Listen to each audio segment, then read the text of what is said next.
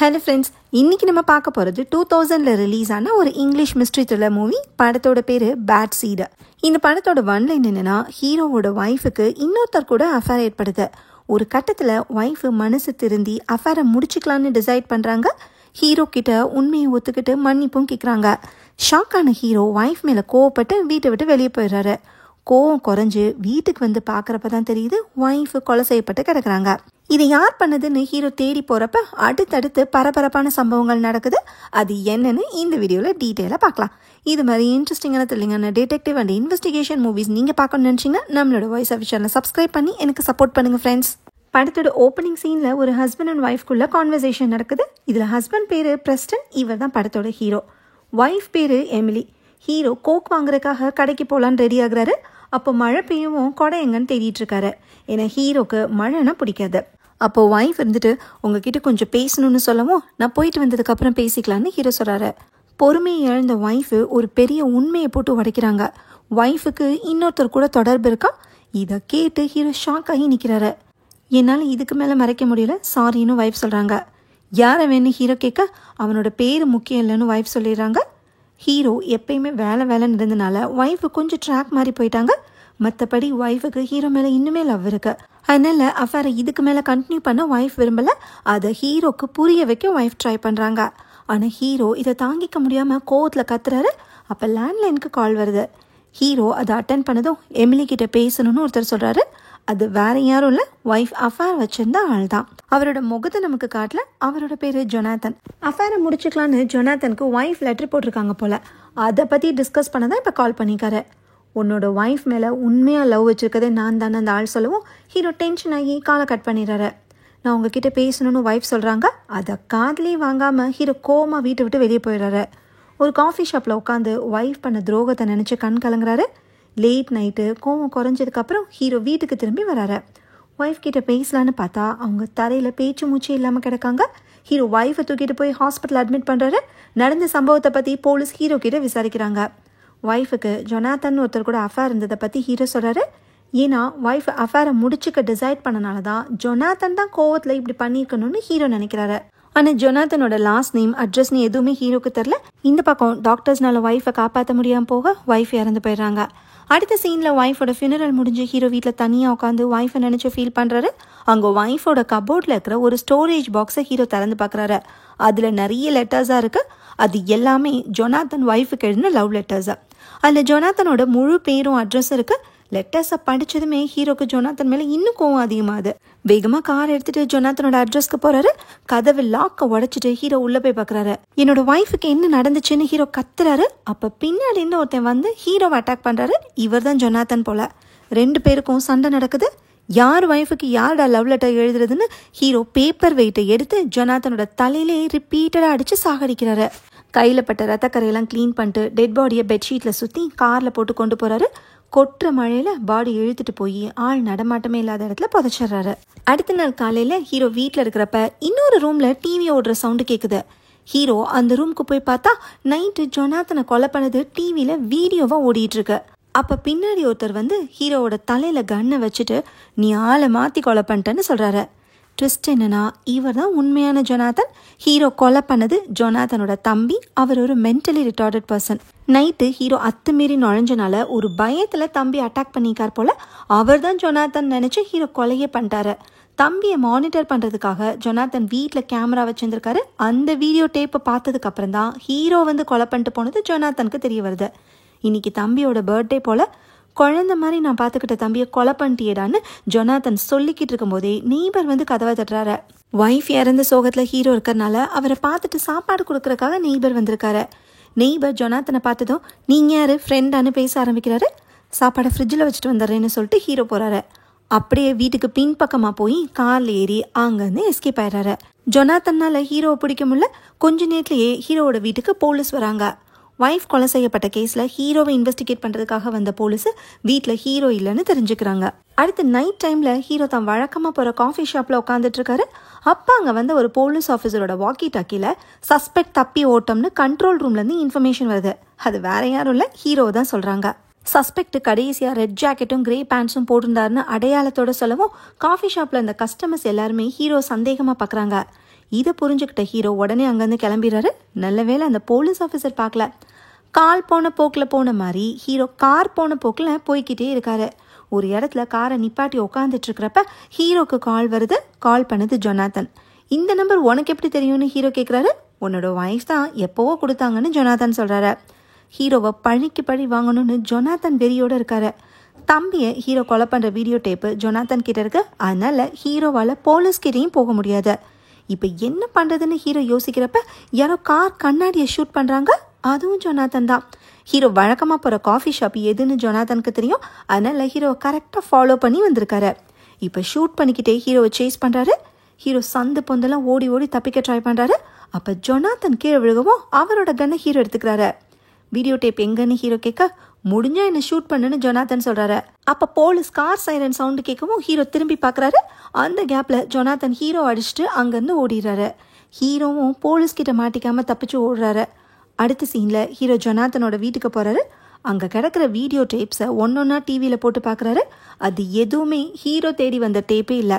ஜொனாத்தனோட personal diary hero கண்ணில் படுது. அதை எடுத்து வச்சுக்கிறாரு.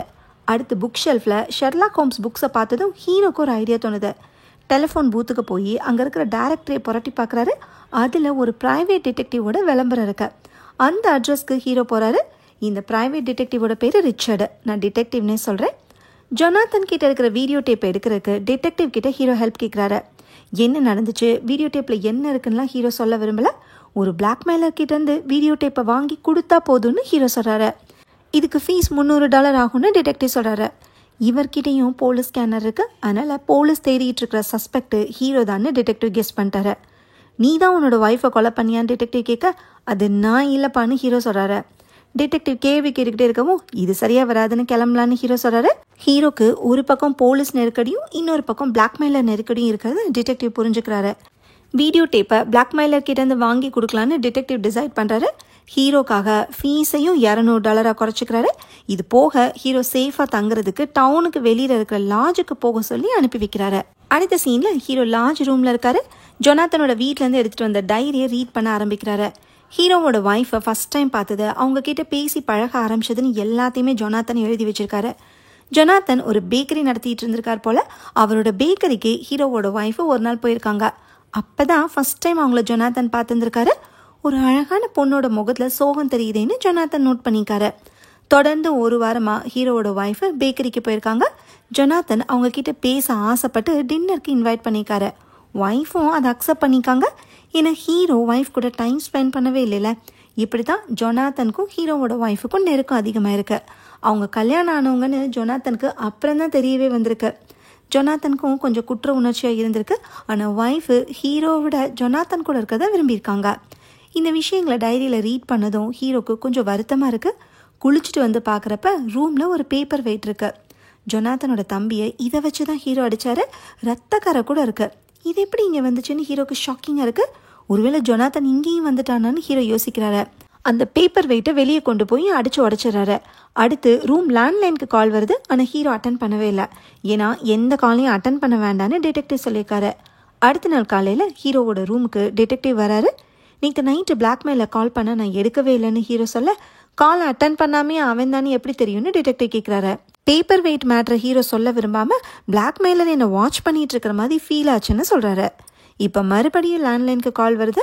கால் அட்டன் பண்ணி பேக்ரவுண்டில் என்ன சத்தம் கேட்குதுன்னு கவனி, நீ தனியாக இருக்கிற மாதிரியே காட்டிக்க அப்படின்னு டிடெக்டிவ் இன்ஸ்ட்ரக்ஷன் கொடுக்குறாரு.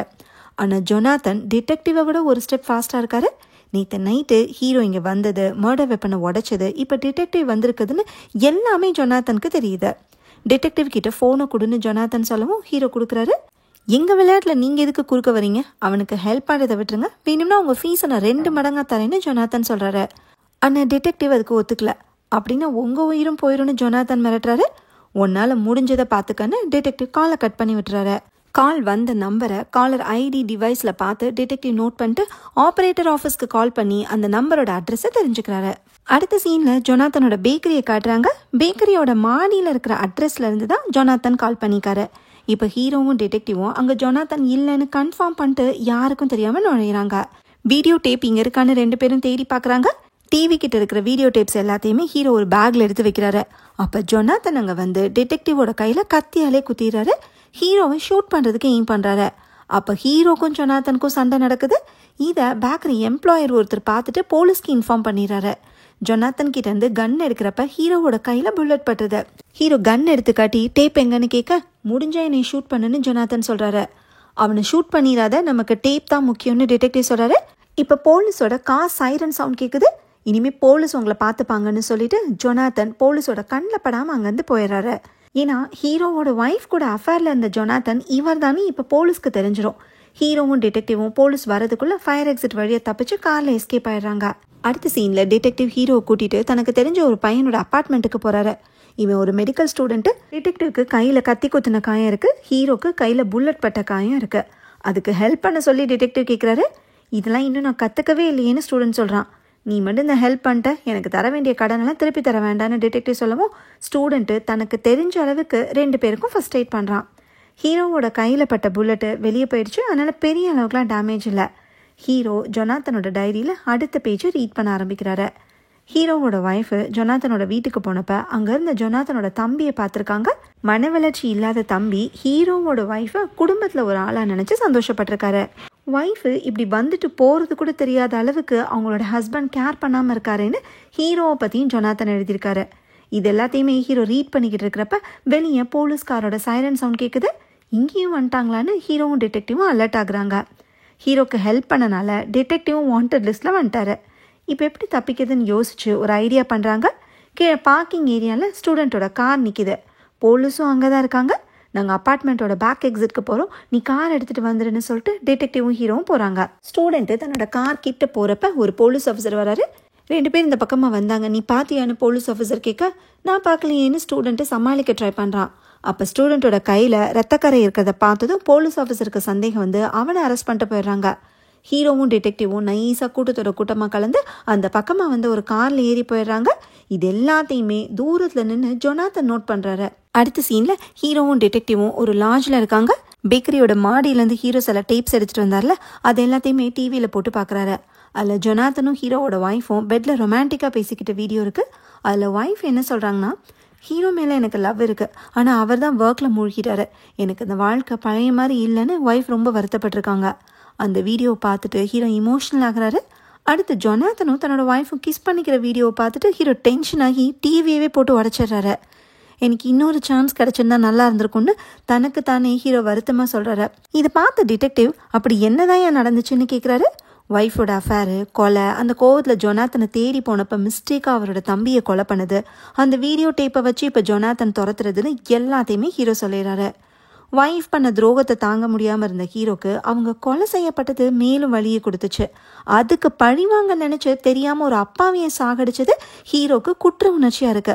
அதனால ஹீரோ ரூம் கதவை சாத்திட்டு தன்னையே ஷூட் பண்ணிக்க போகிற மாதிரி கையில் கன்னோட உட்காந்து அழுகிறாரு. டிடெக்டிவ் பயந்து போய் கதவை உடைச்சு ஹீரோ கையில் அந்த கன்னை வாங்கி அவரை சமாதானப்படுத்துறாரு. டிடெக்டிவ் நினைச்சா ஹீரோவை போலீஸில் பிடிச்சி கொடுக்கலாம், ஆனால் அவர் அதை பண்ணலை. ஹீரோவோட வலியை புரிஞ்சுக்கிறாரு. அப்படியே தன்னோட கதையும் ஷேர் பண்ணுறாரு.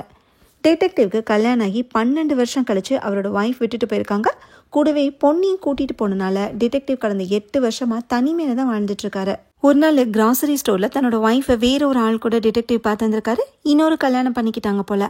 நாம இருக்க வேண்டிய இடத்துல யாரோ ஒருத்தன் இருக்கானேன்னு டிடெக்டிவ்க்கு வருத்தமா இருந்திருக்கு. டிடெக்டிவோட பொண்ணு இப்ப லண்டன் காலேஜ்ல படிக்கிறாங்க. பொண்ணை பார்க்கணும்னு டிடெக்டிவ்க்கு ஆசையாக இருக்குது, ஆனால் அதுக்கு தைரியம் இல்லை. ஏன்னா பொண்ணு ஸ்டெப் ஃபாதர் கிட்ட வளர்ந்தனால நம்ம மேலே அப்பாங்கிற ஃபீலிங் வராதுன்னு டிடெக்டிவ் நினைக்கிறாரு. பொண்ணுக்கு லண்டனில் இந்த மாதம் கல்யாணம் நடக்க போது, அதுக்கு பொண்ணே இன்விடேஷனும் அனுப்பியிருக்காங்க. ஆனாலும் போகணுமான டிடெக்டிவ் தயங்குறாரு. இதுதான் டிடெக்டிவோட கதை. இப்போ உங்க தங்கி இருக்கிற ரூம் லேண்ட்லைனுக்கு கால் வருது. வேற யார் பண்ணியிருப்பா? ஜொனாத்தன் தான். உனக்கு வேண்டியவங்க எல்லார்கிட்டையும் குட் பை சொல்லிக்க, என்னை இன்னைக்கு நைட்டு உனக்கு ஏன் கையால் தான் சாவுன்னு சொல்லிட்டு ஜொனாத்தன் காலை கட் பண்ணிடுறாரு. டிடெக்டிவ் காலர் ஐடியை பார்த்துட்டு கால் வந்த நம்பருக்கு ஹீரோ டயல் பண்ண சொல்றாரு. அப்படி டயல் பண்றப்ப ரிங் சவுண்டு பக்கத்து ரூம்ல இருந்து கேக்குது. அவன் பக்கத்து ரூம்ல தான்டா இருக்கான்னு கண்டுபிடிச்சு ஹீரோவும் டிடெக்டிவும் கதவை உடைச்சிட்டு போய் பாக்குறாங்க.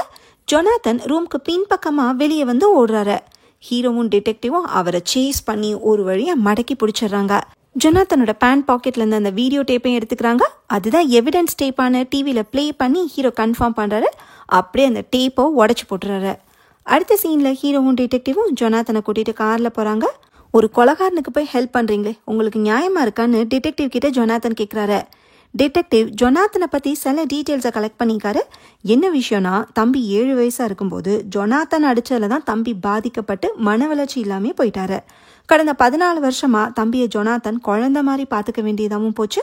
ஸோ நியாய அநியாயத்தை பற்றிலாம் நீ பேசாதன்னு டிடெக்டிவ் சொல்ல, ஜொனாத்தன் டிடெக்டிவோட கையில் இருக்கிற கன்னை வாங்க ட்ரை பண்ணுறாரு. அவங்களுக்குள்ள நடந்த சண்டையில் ஹீரோ டிஸ்ட்ராக்ட் ஆகி எதிரில் வந்து இன்னொரு கார் மேலே மோதிறாரு. கொஞ்ச நேரம் கழிச்சு கவுந்து கிடக்கிற கார்லேருந்து ஹீரோ வெளியே வராரு. ஹீரோ மோதின காரை காணோம். அதில் இந்த ஆட்கள் எல்லாரும் அடிபட்டு ரோட்டில் கிடக்காங்க. ஒரு சின்ன பேப்பரில் நைட்டு 2 மணிக்கு இந்த பெட்ரோல் பங்க்குக்கு வா, போலீஸ்க்கு போன டிடெக்டிவை நீ உயிரோட பார்க்க முடியாதுன்னு போட்டிருக்கு. ஹீரோ மயக்கம் போட்டிருந்த கேப்பில் ஜொனாத்தன் டிடெக்டிவை கடத்திட்டு ஆக்சிடென்ட் ஆன இன்னொரு கார் எடுத்துகிட்டு போயிட்டார் போல. அடுத்த சீனில் ஹீரோ ரெஸ்டாரண்ட்டில் உட்காந்துருக்காரு. அப்போ ரேடியோ நியூஸில் ஹீரோவோட ஒய்ஃப் கொலை செய்யப்பட்ட கேஸில் என்ன நிலவரம்னு சொல்கிறாங்க. இந்த கேஸில் ப்ரைம் சஸ்பெக்ட்ஸு ஹீரோவும் ஜொனாத்தன் தான். ஆனால் கொலை நடந்த டைமில் ஜொனாத்தன் பேக்கரியில் இருந்ததுக்கான விட்னஸ் இருக்குன்னு நியூஸில் சொல்கிறாங்க. இது ஹீரோவை கொஞ்சம் யோசிக்க வைக்குது. ஏன்னா ஒய்ஃபை கொலை பண்ணது ஜொனாத்தன்னு ஹீரோ நினச்சாரு. ஒய்ஃபு அஃபேரை முடிச்சுட்டு தான் சொன்னாங்க. கொலை நடந்த டைமில் ஜொனாத்தன் பேக்கரியில் தான் இருந்தார்னா ஒய்ஃபை கொலை பண்ணது யாருன்னு ஒரு கேள்வி வருது. ஹீரோவும் ஜொனாத்தனும் ஓடிக்கிட்டே இருக்கறனால போலீஸாலையும் இன்வெஸ்டிகேஷன் பண்ண முடியல. ஹீரோ அடுத்து ஜொனாத்தனோட அட்ரஸ்க்கு போகிறாரு. அங்கே வாட்ச் பண்ணிக்கிட்டு இருக்கிற போலீஸ் ஆஃபீஸரோட கண்ணில் படாமல் ஹீரோ வீட்டுக்குள்ளே நுழையிறாரு. அங்கே இருக்கிற மானிட்டரிங் கேமராவை ஹீரோ பார்க்குறாரு. இந்த தடவை கேர்ஃபுல்லாக அந்த கேமராவை மறைச்சிட்றாரு. அங்கே இருக்கிற தம்பியோட ஃபோட்டோவை பார்த்ததும் அன்றைக்கி அவரை அடித்து சாகடிச்சது ஹீரோக்கு ஞாபகம் வருது. ஜொனாத்தன் பேக்கரியில் இருக்கிறப்ப வீட்டில் இருக்கிற தம்பிக்கிட்ட பேசுகிறதுக்காக லேண்ட்லைன் கூட ஆன்சரிங் மிஷினும் வச்சுருந்துருக்காரு. அதாவது ஆட்டோமேட்டிக்காக ப்ளே ஆகிற ஒரு வாய்ஸ் மெயில் சிஸ்டம். அதில் ரெக்கார்டான கடைசி வாய்ஸ் மெசேஜை ஹீரோ லிசன் பண்ணுறாரு. ஹீரோவோட அஃபேரை முடிச்சுக்கலான்னு ஜொனாத்தன் கிட்ட சொன்னதுக்கப்புறம் தம்பியும் அப்செட்டாக இருந்திருக்கார் போல். அதை நினச்சி கவலைப்படாமல் தூங்கு, நாளைக்கு பர்த்டேக்கு கட் பண்ணலான்னு தம்பிக்கு ஜொனாத்தன் வாய்ஸ் மெசேஜ் அனுப்பியிருக்காரு. நாளைக்கு பர்த்டேன்னு ஜொனாத்தன் வாய்ஸ் மெசேஜில் சொல்லியிருக்கதை வச்சு பார்த்தா ஒய்ஃபு கொலை செய்யப்பட்ட நாளில் தான் அந்த வாய்ஸ் மெசேஜ் ரெக்கார்ட் ஆகிருக்குன்னு ஹீரோ தெரிஞ்சுக்கிறாரு. அந்த ரெக்கார்டட் மெசேஜில் தம்பிக்கிட்டேருந்து எந்த ரெஸ்பான்ஸும் இல்லை. நான் பேக்கரியில் வேலையை முடிச்சுட்டு வீட்டுக்கு வந்துடுறேன்னு ஜொனாத்தன் சொல்கிறதோடையே வாய்ஸ் மெசேஜும் முடியுது. மெசேஜ் ரிசீவ் ஆன டைம் 7:26.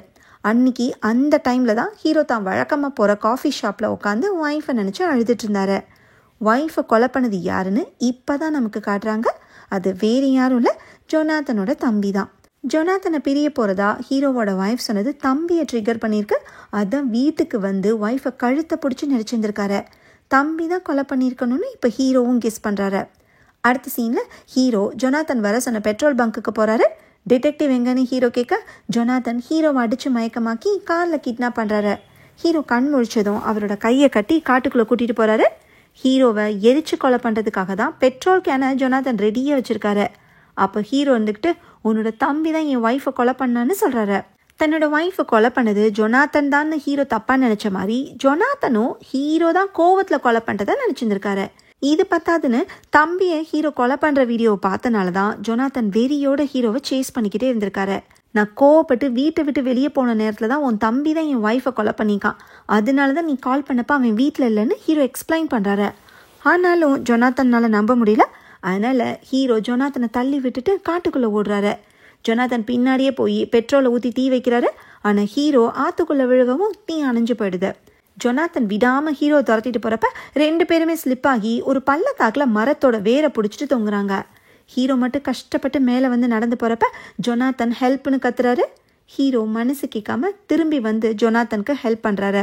இவ்வளோ நல்ல மனசு இருக்கிற ஹீரோ கண்டிப்பாக அவரோட ஒய்ஃபை கொலை பண்ணியிருக்க மாட்டார்னு இப்போ ஜொனாத்தன் நம்புறாரு.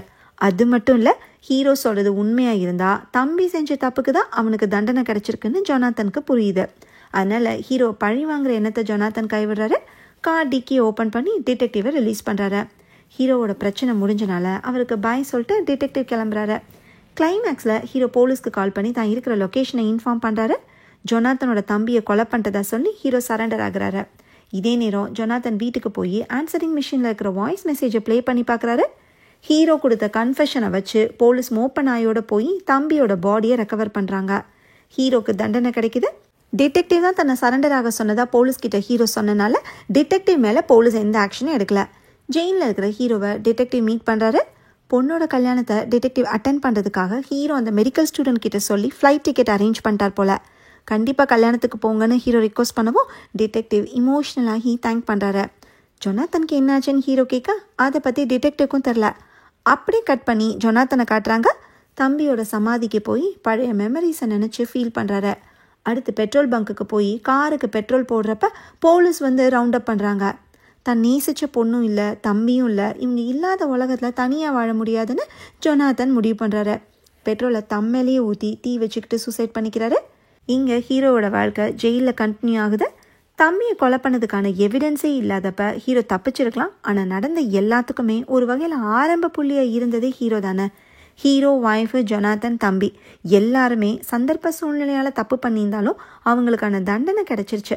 இதோட படம் முடியுது. ஓகே ஃப்ரெண்ட்ஸ், இந்த மூவி உங்களுக்கு பிடிச்சிருந்தா லைக் பண்ணுங்கள், ஷேர் பண்ணுங்கள், கமெண்ட் பண்ணுங்கள், மறக்காமல் சப்ஸ்கிரைப் பண்ணிடுங்க. தேங்க்யூ.